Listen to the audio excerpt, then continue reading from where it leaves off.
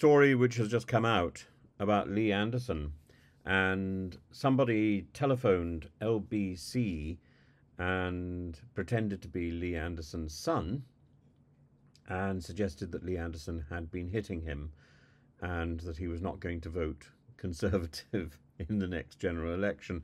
Now, Lee Anderson was interviewed by GB News, friendly newspaper, friendly station to Lee Anderson. Lee Anderson is on the sister station, Talk TV, where he fronts a television program which is lackluster in the extreme in terms of content and personality, but it's entertaining in its in its way. It's rather like watching the show that goes wrong, and Lee Anderson thugs his way through it, and that's the point.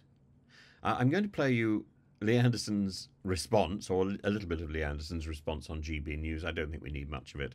And then I'm going to play you the actual recording of the phone-in to Rachel Johnson. Rachel Johnson, of course, is Boris Johnson's sister, and she does what she can to ascertain whether or not the caller is indeed Lee Anderson's son. She asks him his name and his age, and then the call becomes very emotional, and she quietly cuts it off, and that's it. But Lee Anderson is concerned that this is an interview that wasn't terminated by LBC, that this was scurrilous, and he's demanding an apology. Well, I don't think LBC has got anything to apologise for, and listen to this anyway.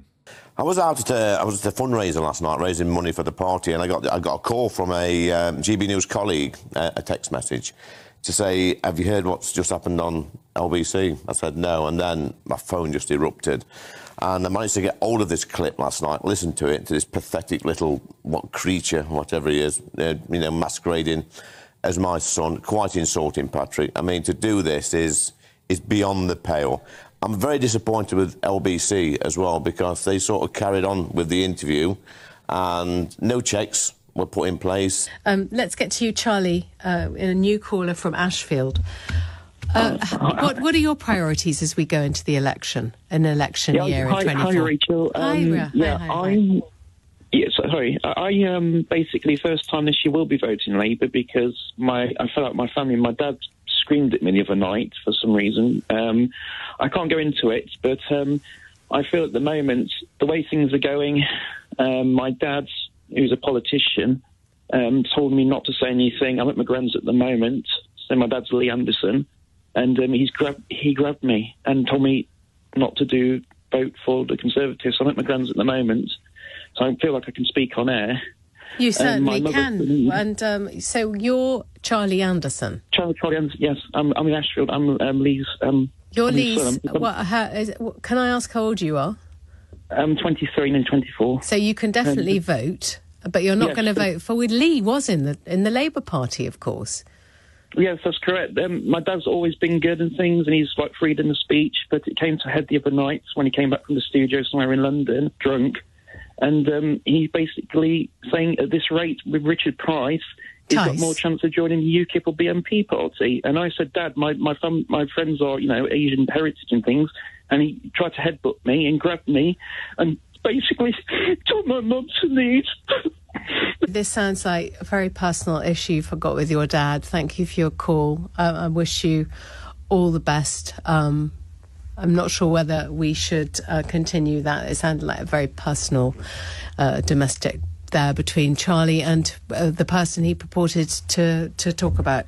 With my family as well, it's absolutely disgusting. I'd like to have a minute with this chap. Yeah, I mean, I'm obviously going to ask, so it's definitely not your son, then? Definitely not my son, no. Definitely not my son. My sons have got better things to do than call up some tin pot radio station and make these outrageous allegations. And that's really the point, isn't it? The problem for Lee Anderson is that the story is credible. The story may not be true. The story may be a fake. But it's not an incredible story. When you look at Lee Anderson, you think, well, this story is possible. This is not an incredible thought. And Lee Anderson has made a virtue out of trying to appear thuggish. And this is the person who is the deputy leader of the Conservative Party, the deputy chair of the Conservative Party. This is the person on whom the Conservative Party pins its hopes. A person who, you know, prank callers can suggest he hits them. This is the Conservative equivalent to John Prescott. And it is credible. It is credible and not terribly nice.